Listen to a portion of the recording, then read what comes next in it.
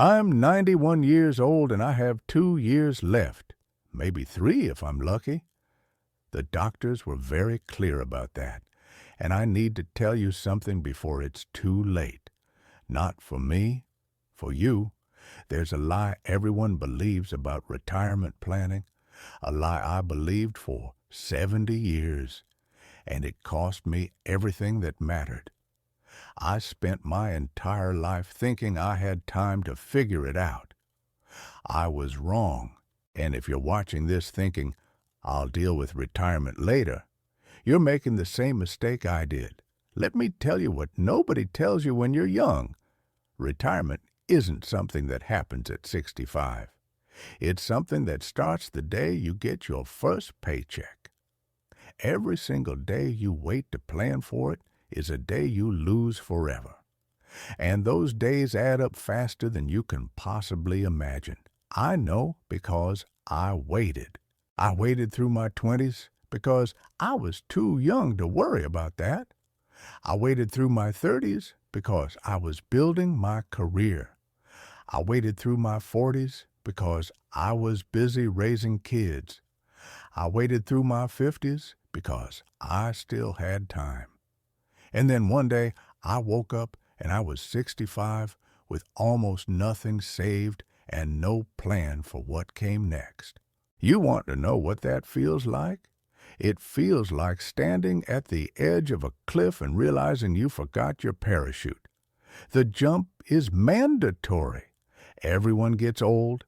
Everyone stops working eventually. But I had nothing to break my fall. I had spent 40 years earning good money, living comfortably, telling myself I'd start saving seriously next year. Next year never came. The money always went somewhere else. A bigger house, nicer cars, vacations, college funds for the kids, all good things, all important things. But none of them prepared me for the last quarter of my life. Here's the lie they don't tell you. You have plenty of time to save for retirement. That's what everyone says. Financial advisors, parents, friends, they all act like retirement is this distant event that you can prepare for later. But mathematics doesn't lie. If you start saving at 25, putting away just 10% of your income, you'll have a comfortable retirement. If you start at 35, you need to save closer to 20% to catch up. If you start at 45, you're looking at 30% or more. And if you wait until 55 like I did, you're basically screwed unless you're making serious money. Compound interest works both ways.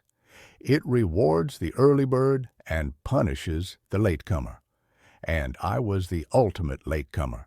I remember the exact moment I realized how bad my situation was. I was 58 years old, sitting in a financial advisor's office for the first time in my life. My wife had finally convinced me to go. The advisor asked me how much I had saved for retirement. I told him, feeling pretty good about the number, actually. It was more than I'd ever had in my bank account before. He looked at me, looked at his computer, looked back at me, and said, "Mr. Patterson, at your current savings rate and expected lifespan, you'll run out of money by 74. What's your plan after that?" I didn't have one. I had never thought that far ahead. That meeting changed everything, but by then it was almost too late to fix it. I spent the next 7 years in panic mode, working overtime, taking a second job on weekends, cutting every expense I could. My wife and I stopped going out to dinner, canceled our cable, stopped taking vacations. We lived like we were broke, trying to stuff money into retirement accounts as fast as possible. And you know what? We did save a decent amount in those 7 years, but it wasn't nearly enough, not even close, because we were trying to make up for 40 years of neglect in 7 years. The math just doesn't work. Then I turned 65 and retired, not because I wanted to, but because my body couldn't keep up with the work anymore. My knees were shot. My back hurt constantly. I was exhausted all the time. And I had to face the reality I'd been avoiding. This was it. This was what I had to live on for the rest of my life. And it wasn't enough. Not for the life I'd imagined. Not for the retirement I'd spent my whole life working toward without actually preparing for. Let me tell you what inadequate retirement planning actually looks like. It doesn't look like being homeless or eating cat food. That's what everyone imagines. It's much more subtle than that. It looks like saying no to things constantly. Your grandkids want you to visit for Christmas, but the flight is too expensive. Your daughter is getting married across the country, and you can barely afford the trip. Your friends want to go out for dinner, and you have to decline because you're watching every dollar. Your car breaks down, and instead of getting it fixed properly, you patch it together because you can't afford the repair bill. That's what insufficient retirement planning looks like. It's death by 1,000 small compromises. And the worst part, watching everyone else, I have friends who started saving early. They're traveling the world, taking their grandchildren on trips, living in nice places, helping their kids financially when needed. They're not rich. They just started early. They understood something I didn't. Time is the most valuable asset in retirement planning, and you can never buy it back. They gave their money 40 years to grow. I gave mine 7. The difference is staggering. Here's what I wish someone had grabbed me by the shoulders and screamed at me when I was 25. Every dollar you don't save for retirement in your 20s costs you $10 in your 60s. Every year you delay starting costs, you exponentially more. This isn't a gentle suggestion. This is mathematics. This is reality. And reality doesn't care about your excuses. I had all the excuses. I didn't make enough money. I had student loans. I needed to save for a house down payment. The kids needed braces. There was always something more immediate, more pressing, more important than retirement. But you know what? All those things I spent money on instead of saving, most of them don't matter now. The bigger house? I had to sell it and downsize. The nice cars? Gone. The fancy vacations? Nice memories. But they didn't keep me warm when I couldn't afford to properly heat my apartment. I'm 91 now, and I've been living in a small one-bedroom apartment for the past 15 years. It's not terrible. It's clean. It's safe. But it's not what I imagined. I thought retirement would be freedom. Time to do all the things I'd put off during my working years. Instead, it's been a constant exercise in constraint. Watching my budget, worrying about medical bills, hoping my savings last long enough, praying I don't need long-term care because I can't afford it. And the cruelest joke of all, I'm healthy. At 91, I'm relatively healthy. My mind is sharp. I can still walk, still drive, still take care of myself. I have friends who are 85 and losing their memories, losing their mobility. In some ways, they're lucky.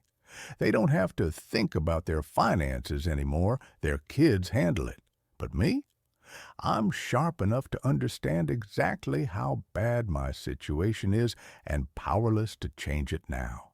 I have to live with the consequences of decisions I made or didn't make 50 years ago. You're probably thinking, but I'm different. I'll figure it out. I still have time. That's exactly what I thought. At 25, retirement felt impossibly far away. At 35, I was too busy building my career.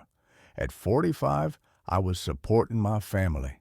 At 55, I panicked and tried to catch up.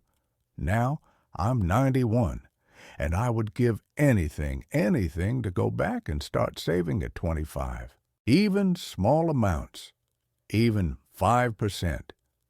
Anything would have been better than waiting. Here's what nobody tells you. Retirement planning isn't about retirement. It's about freedom. It's about having choices. It's about not being trapped by your past decisions. Every dollar you save in your 20s is a choice you get to make in your 70s. Every dollar you don't save is a choice someone else makes for you. Usually circumstances, or your children, or the government. I don't have choices anymore.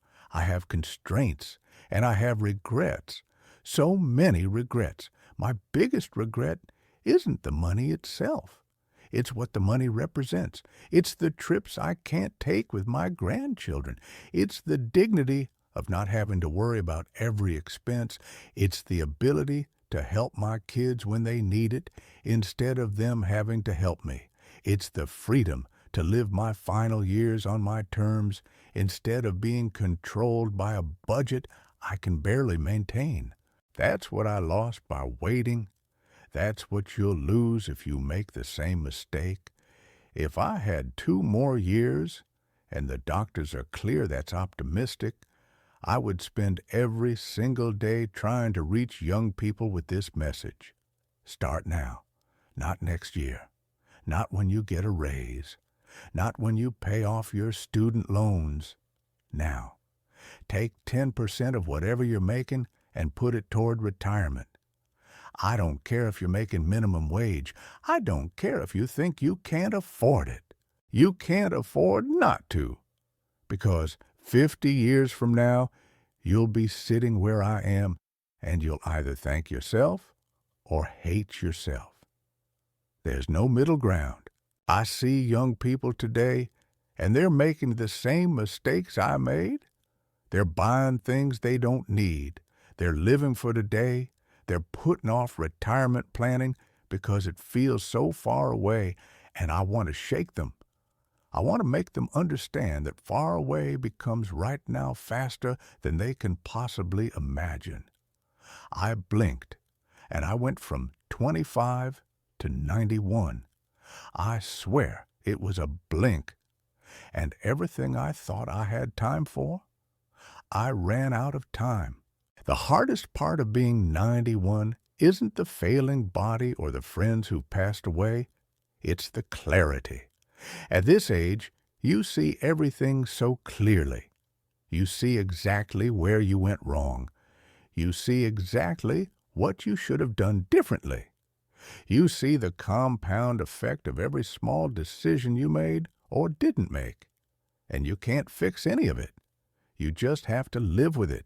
And for me, living with it means living in a small apartment, watching my pennies, hoping my savings last, and knowing that I did this to myself. Nobody else, just me and my decades of procrastination. So here's my message to you, whoever you are, whatever age you are. Don't be me. Don't wait. Don't assume you have time. Don't think retirement planning can wait until you're more established or making more money or have fewer expenses.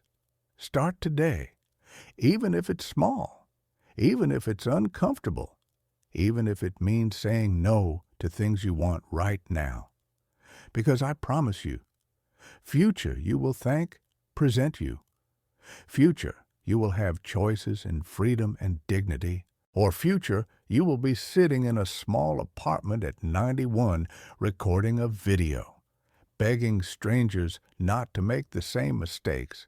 I have 2 years left, maybe less, and I'm spending what time I have trying to save even one person from this fate. Because if even one person hears this and starts saving today, then maybe my mistakes meant something. Maybe my regrets can prevent yours. Don't wait for a wake-up call. Don't wait for a financial advisor to tell you you're behind. Don't wait until it's too late. It's later than you think. It always is. Start now. Your 91-year-old self is begging you.